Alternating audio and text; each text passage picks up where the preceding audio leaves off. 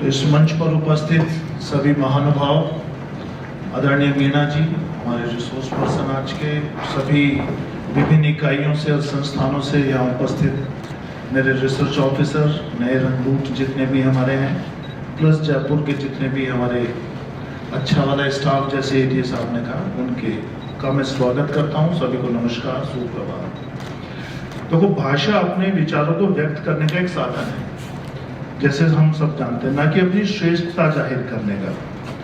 और भाषा मानव के व्यवहार की विलक्षणता और बुद्धिमत्ता की भी सूचक है। हम कितने बुद्धिमान हैं ये हमारी भाषा से पता लगता है, हमारे कम्युनिकेशन स्किल से पता लगता है। तो भाषा के माध्यम से मानव समाज अपने भावों और विचारों को एक दूसरे तक पहुंचाने में समर्थ होता है। अगर भाषा नहीं होती तो हम क्या हमारे अंदर चल रहा है वो हम किसी को तक नहीं पहुंचा पाते। इसलिए भाषा ही संस्कृति और हमारी राष्ट्रीयता की भी मूल वाहक है। तो भाषा की इस निरंतरता के कारण लिपि रूप में मानव को प्राचीन साहित्य उपलब्ध हुआ है। जो हमारा पुराना लिटरेचर है, अगर भाषा नहीं होती, अगर वो लिखा नहीं जाता, तो हमें पता नहीं लगता कि हमारे पूर्वज लोग कैसे थे।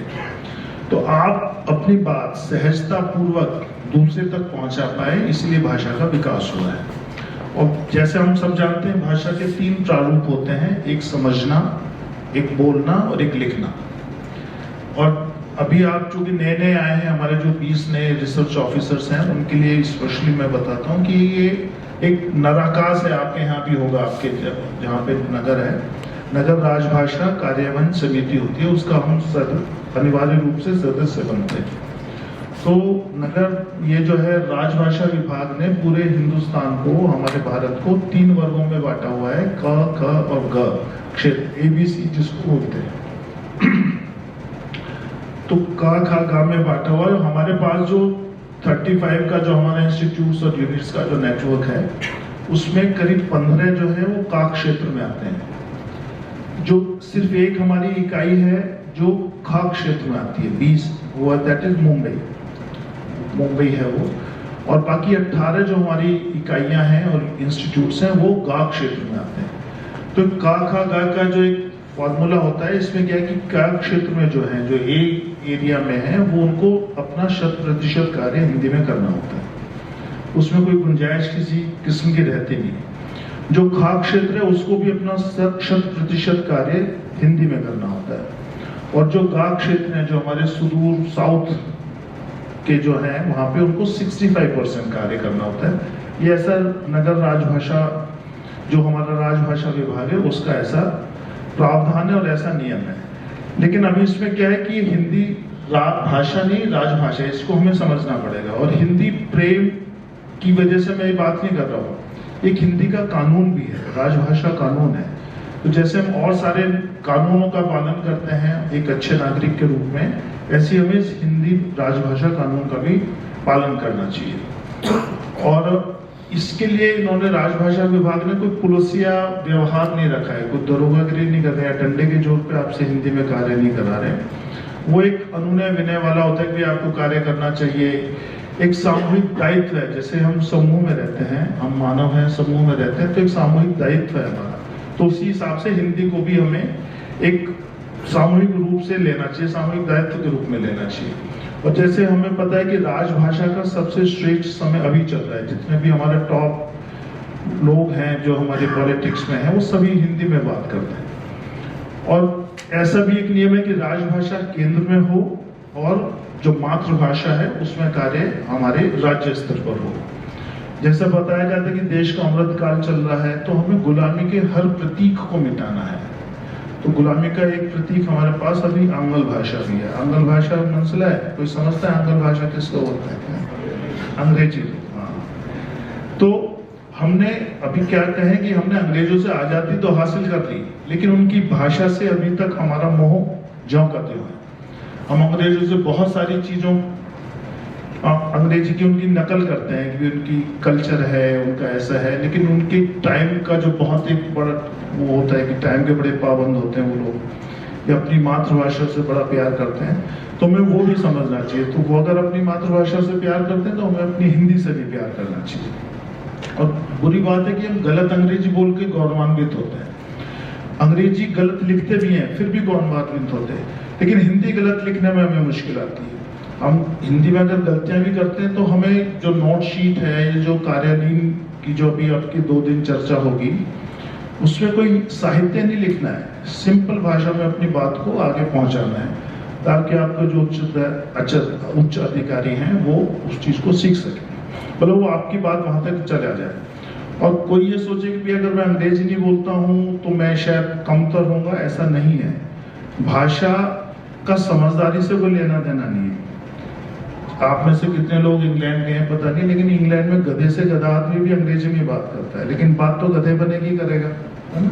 तो इसलिए हिंदी से आप अपना ऐसा ना कुछ भी सोचे। और जो कॉर्पोरेट संस्कृति एक होता है ना, वो प्राइवेट सेक्टर में होता है। जब आप सरकारी नौकरी आपने ले ली है तो सरकारी नौकरी में आपको राजभाषा कानून का, जैसे सीसीएस नियमावली हमारी होती है कंडक्ट रूल वाली, ऐसी एक राजभाषा नियम भी है, उसको भी पालन करना ही होगा। तो हमें ये सब करते हुए एक आदर्श उपस्थित करना है और अपने गर्व के साथ जिम्मेदारी करते हुए, जैसे एक अच्छा नागरिक अपने कर्तव्य, हम ट्रैफिक के रूल्स का पालन करते हैं, हम बहुत सारी चीजों का ध्यान रखते हैं, हम साफ सफाई का ध्यान रखते हैं, ऐसे ही हिंदी का भी पालन करना है। और जैसे हम अपने तिरंगे का सम्मान करते हैं तो ऐसे हमें अपनी राजभाषा का भी करना चाहिए। राजभाषा और राष्ट्रभाषा 2 अलग अलग है, मैं भी आऊंगा इस चीज पे भी। तो आजकल जैसे बोलते हैं कि स्वराज यानी अपना राज, स्वभाषा यानी अपनी भाषा, अपना राष्ट्र, अपना राज, अपनी भाषा। तो हमें इस पे ध्यान रखना चाहिए। और हिंदी की उपयोगिता, ये अनिवार्यता इस बात से भी सिद्ध होती है कि इसको कहीं, ये कहते हैं ना कि कोई सांस्कृतिक मंत्रालय के अंदर नहीं रखा गया, इसको गृह मंत्रालय के अंदर रखा गया। तो आप समझ लें कि ये कितना एक सीरियस इशू है, मतलब कितना एक गंभीर मामला है। और समूह में रहते हैं तो हमें सामूहिक दायित्व का पालन करना भी है। तो इसके हिसाब से एक, मैं जैसे मीनाक्षी मैडम ने 2-3 बड़े अच्छी चीजें सुनाई, मैं भी बोलता हूँ एक चीज कि करते हैं तन मन से वंदन, जन गण मन की अभिलाषा का, अभिनंदन अपनी संस्कृति का, आराधन अपनी भाषा का।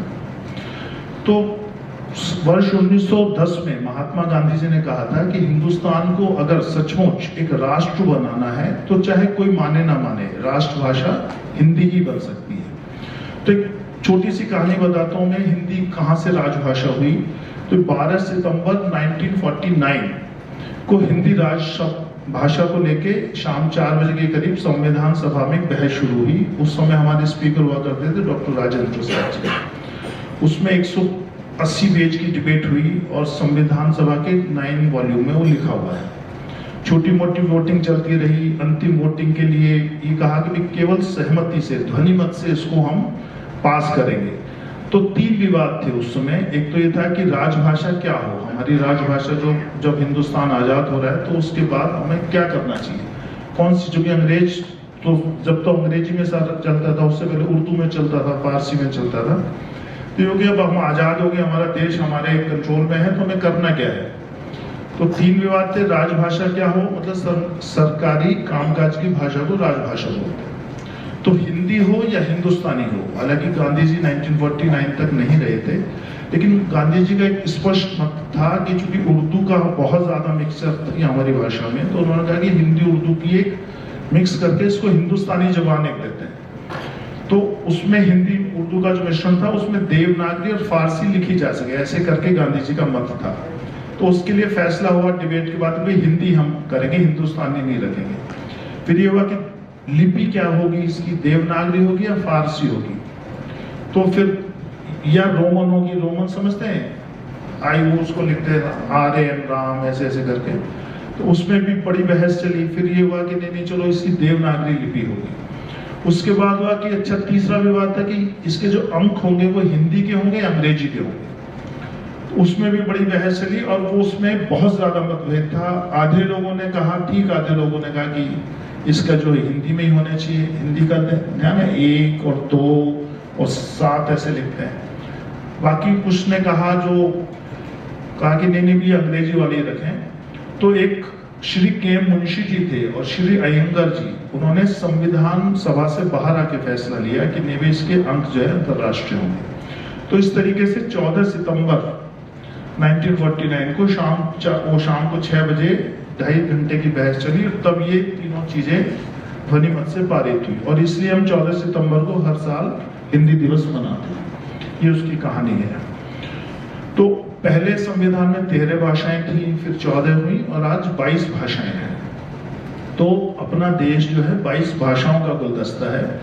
अतः अंग्रेजी भाषा के सम्मोहन में अपनी भाषा का अनादर ना करें। अपनी भाषा से ही अपनी प्रगति की राह चुने।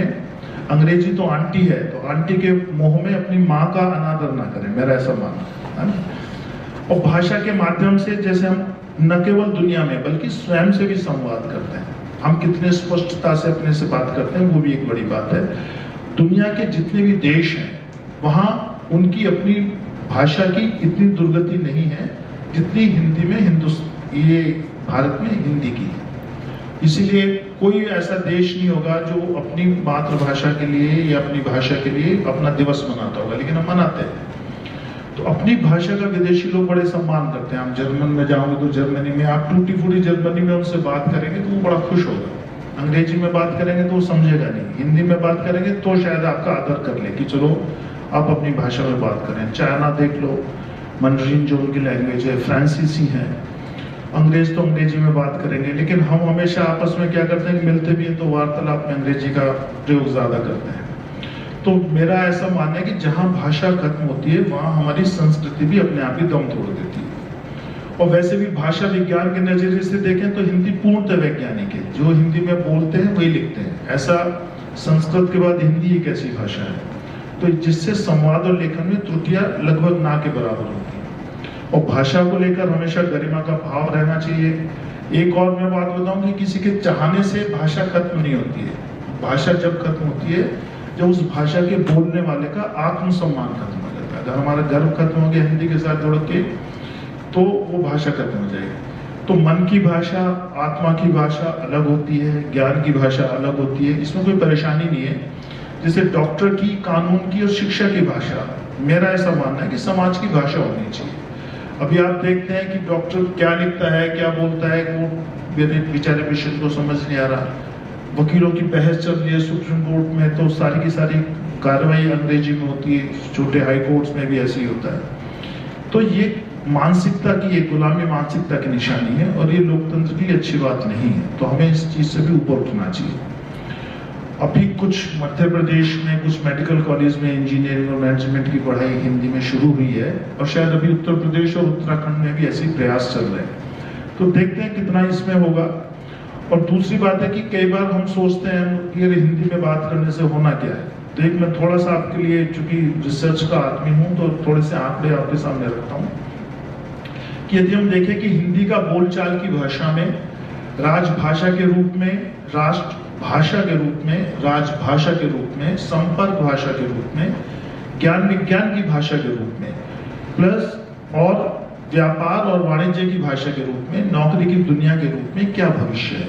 तो थोड़े से आंकड़े मैं देता हूं। अगर हम तथ्यों पर ध्यान दें तो बोलचाल के रूप में 1951 में हिंदी को प्रथम भाषा के रूप में प्रयोग करने वाले थे 39%, यानी तब 83 करोड़ के आसपास थी तो उसमें 32 करोड़ जो है हिंदी बोलते थे।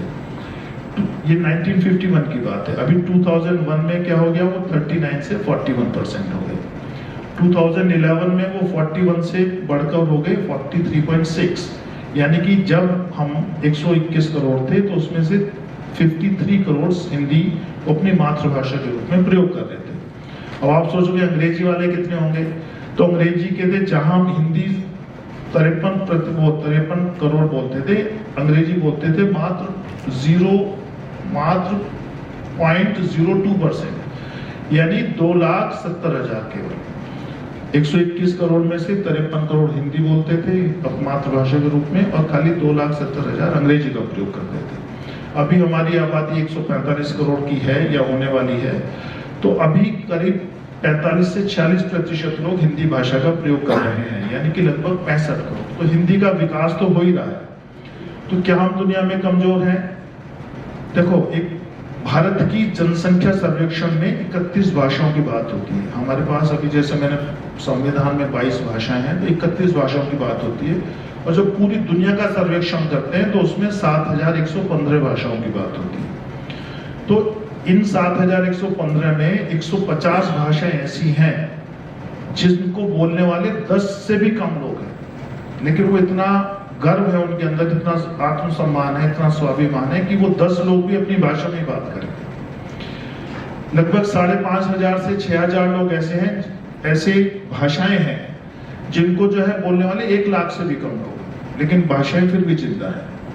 अब 800 करोड़ की आबादी पूरे संसार की है, तो उसमें हमारा भाषा के मामले में हम तीसरे स्थान पर हैं। मतलब लगभग पूरी दुनिया के 8% लोग हिंदी में बात करते हैं, हिंदी उनकी मातृभाषा है। इसके बाद दूसरा नंबर है अंग्रेजी का जो 14% है, और मंडरिन जो चाइनीज भाषा है उसको 16%, वो सबसे टॉप पे अभी भी बनी हुई है। तो अंतरराष्ट्रीय स्तर पर वाणिज्य, व्यवसाय और नौकरी में हम कम सफल है, क्योंकि अंग्रेजी सोचने का तरीका औपनिवेशिक है, मतलब वो ग्लोबलाइजेशन की वजह से हम उसमें थोड़ा सा पिछड़े हुए अंग्रेजी से। तो अभी जैसे बता रहे थे मैडम कि भाई बहुत सारे कोर्सेज हैं, आप नए लोग आए हैं, अभी नए अपने नौकरी की है, तो केंद्र सरकार में एक तो हिंदी जरूरी है, मैंने आपको इंटरव्यू में बोलता था, एक तो हिंदी जरूरी है और एक कहीं भी ट्रांसफर भी हो सकता है ना, पूरे हिंदुस्तान में। तो अभी जैसे जो ऑनलाइन प्रशिक्षण भी होता है और ऑफलाइन प्रशिक्षण भी होता है, तो उसमें बेसिकली 3 भाषाओं पे हम बात करते हैं। एक प्रबोध होता है, सबसे छोटे लेवल का होता है, फिर प्रवीण होता है, फिर प्राज्ञ होता है, और उसके ऊपर एक पारंगत होता है। तो मैं खुद एक हिंदी का विद्यार्थी हूँ और मीनाक्षी मैडम को पता है कि मैं कितनी मेहनत कर रहा हूँ हिंदी सीखने के लिए, और पारंगत कक्षा में लेता हूँ अभी, है ना। और हमारा 12 तारीख को एग्जाम है, और मेरी इतनी धड़कनें शायद डीजी बनने से पहले भी नहीं थी जितनी अभी बढ़ी है, क्योंकि मुझे अच्छे से नंबर लाना। तो अभी हमारे देश में करीब 57% लोग ऐसे हैं जो हिंदी में बात करते हैं, हिंदी जिनकी बोलते हैं, है ना। इसके सीधा दूसरे नंबर पे क्या है कि वो बांग्ला है, वो 9% है। तो कहाँ 50%, 57 और कहाँ 9%। तीसरे नंबर पे मराठी है 8.7%, और फिर तेलुगु भाषा है जो बहुत पुरानी भाषा है, वो 8% लोग इस्तेमाल करते हैं। अगर हम बात करें यूट्यूब पे जो हिंदी की व्यूअरशिप है वो करीब 54% है, और अंग्रेजी की केवल 16%, बाकी लोकल लैंग्वेजेस हैं। जब हम वायोकॉम, बूट, OTT पे बात करते हैं, OTT आजकल बड़ा प्रचलन में है खासतौर से कोरोना के बाद, तो 50% से ज्यादा हिंदी के वहां पे सीरियल्स वगैरह हैं, जबकि अंग्रेजी के 15%। इवन जो हमारा संयुक्त अरब अमीरात है या फिजी देश में जैसे देशों में भी हिंदी को तीसरी राजभाषा का दर्जा प्राप्त है, और पूरे विश्व में 260 ऐसी यूनिवर्सिटीज हैं, विश्वविद्यालय हैं जहां हिंदी पढ़ाई जाती है। पूरे विश्व में 1 अरब 30 करोड़ लोग हिंदी बोलने और समझने में सक्षम हैं, और 64 करोड़ लोगों की मातृभाषा हिंदी है। 24 करोड़ लोगों की दूसरी और 42 करोड़ लोगों की तीसरी। तो हम किसी से, हमें अपने को कम आंकड़ा नहीं है, और 2030 तक ऐसा अनुमान है कि दुनिया का हर 5वां व्यक्ति हिंदी बोलेगा। तो ऑक्सफोर्ड डिक्शनरी में भी करीब 18,000 हिंदी के शब्द शामिल हुए हैं। तो 3 साल पहले जो अंग्रेजी इंटरनेट की सबसे बड़ी भाषा थी, अब हिंदी उसे पीछे छोड़ने की राह पर है, और गूगल सर्वेक्षण बताता है कि इंटरनेट पर हिंदी का तेजी से विस्तार हो रहा है और आकर्षण बढ़ रहा है। जैसा मैडम ने अभी बताया कि यूनिकोड और मंगल जैसे यूनिवर्सल फॉन्ट से हिंदी अब लिखना आसान हो गया है। आप इंग्लिश में आर्यन लिखेंगे, वो हिंदी में राम लिखा आ जाएगा। तो ये सारी की सारी चीजें हैं, और बहुत सारी लोकप्रियता इसलिए कि हिंदी में जो पढ़ने वालों की जो समाचार पत्र है वो 94% हर साल बढ़ते जा रहे हैं, जबकि अंग्रेजी के केवल पढ़ने वाले की संख्या 17%। तो इसलिए मतलब मैं कंपैरिजन इसलिए बता रहा हूँ कि आपको जो है कहीं ये ना लगे कि अगर हम हिंदी में बात करेंगे तो हम कम ज्ञानी कह रहे हैं। और चूंकि वर्तमान में भारत आत्मनिर्भर बन ही रहा है, तो आत्मनिर्भरता के लिए ये अति आवश्यक है कि समस्त कार्य अपनी भाषा में किए जाए। यह तभी संभव है जब हम अपनी स्वेच्छा से राजभाषा व अपनी मातृभाषा में कार्य करने के लिए संकल्प लें और अपने स्तर पर भी प्रयास करें। तो जब हम दृढ़ संकल्प के साथ मनोग्रंथि की मानसिकता से परे होकर हिंदी को समानुकूल स्थान पर स्थापित के लिए प्रयास करेंगे, तो अनुकूल संभावनाएं जन्म लेंगी, और वह दिन दूर नहीं होगा कि आने वाले वर्षों में हम हिंदी का विश्लेषण विश्व भाषा के रूप में करेंगे।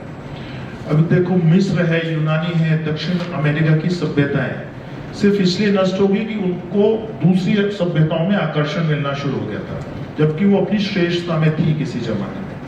तो इसके वर्चस्व को हमें हिंदी को प्रतिदिन एक नए शिखर पर पहुंचाना है और ये हर एक भारतवासी का कर्तव्य है। मैं कहना चाहूंगा कि हिंदी भारत माँ का सम्मान है, अभिमान है, हर भारतवासी की कामना, हमारे साहित्य का गौरव गान है। हिंदी हमारी मातृभाषा, हमारी संस्कृति की पहचान है।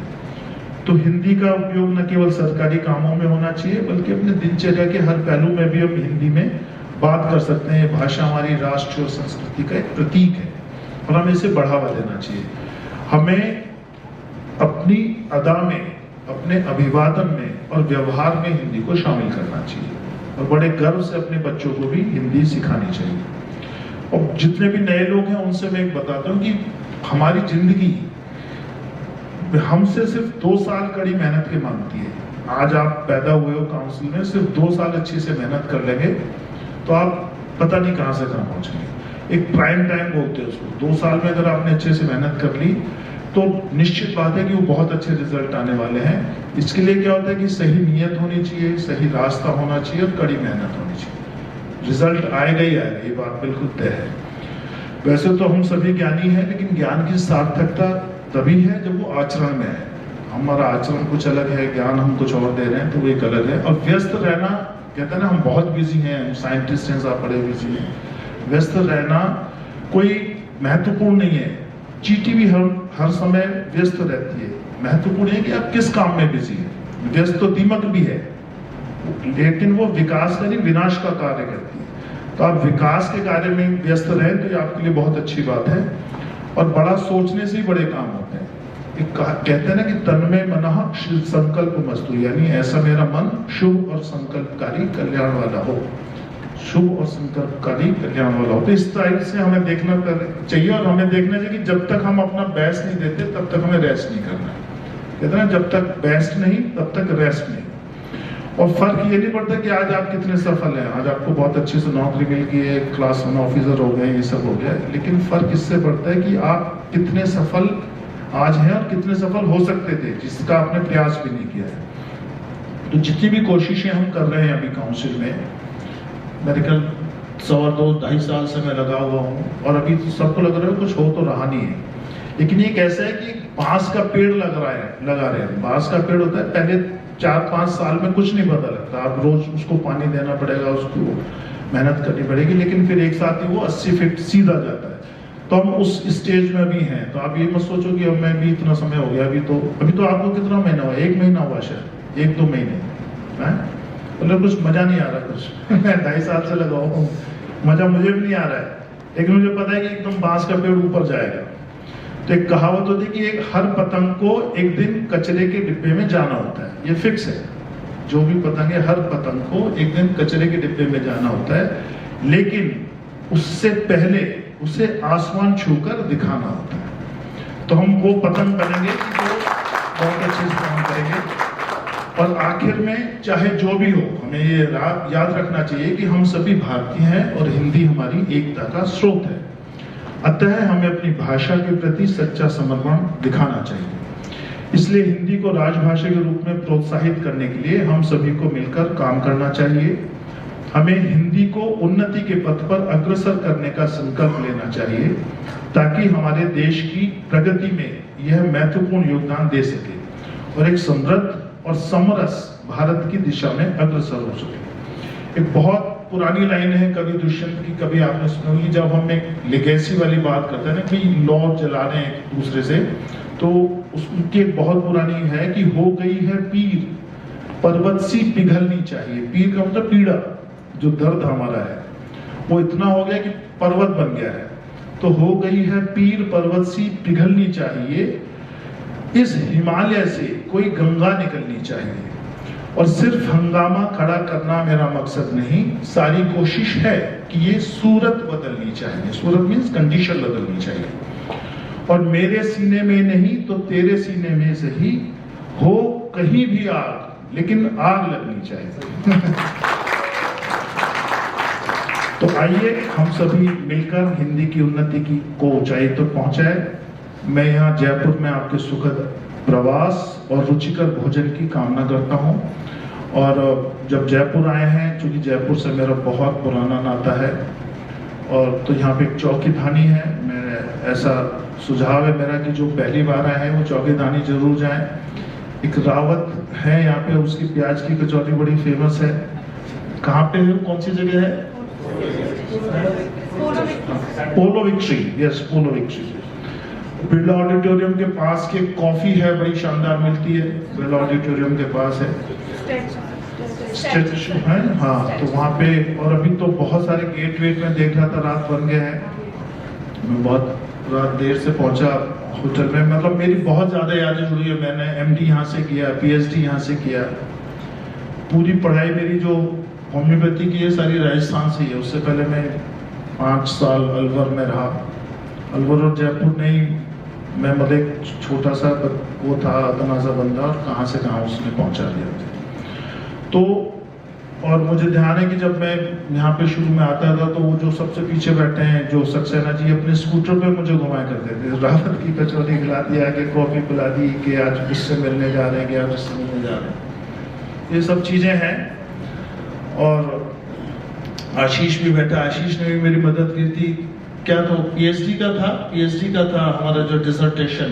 वो हमारे जो गाइड थे वो बड़े मतलब बहुत स्ट्रिक्ट माने जाते थे। उन्होंने कह दिया कि 2 दिन में लाना है तो 2 दिन में लाना है। हाँ, रेफरेंसेस को लेके वो एक हमारे प्रोफेसर नायक साहब हुआ करते थे, वो उनको सेटिस्फाई करने का मतलब है कि बस आपने जंग जीत ली। तो वो उस यूनिवर्सिटी में थे, तब वो डीन थे, वाइस चांसलर थे। तो उन्होंने ऐसे कहा, तो फिर हमने आशीष की मदद ली। बहुत सारे लोग थे, सब जुड़े। एक बहुत बड़ा ये क्या बोलते हैं रास्ता था, जिसमें बहुत सारे लोगों ने मेरी मदद की। और अंत में मैं कहना चाहूँगा कि आपने मुझे इतने ध्यान से सुना। आप सभी का बहुत बहुत धन्यवाद।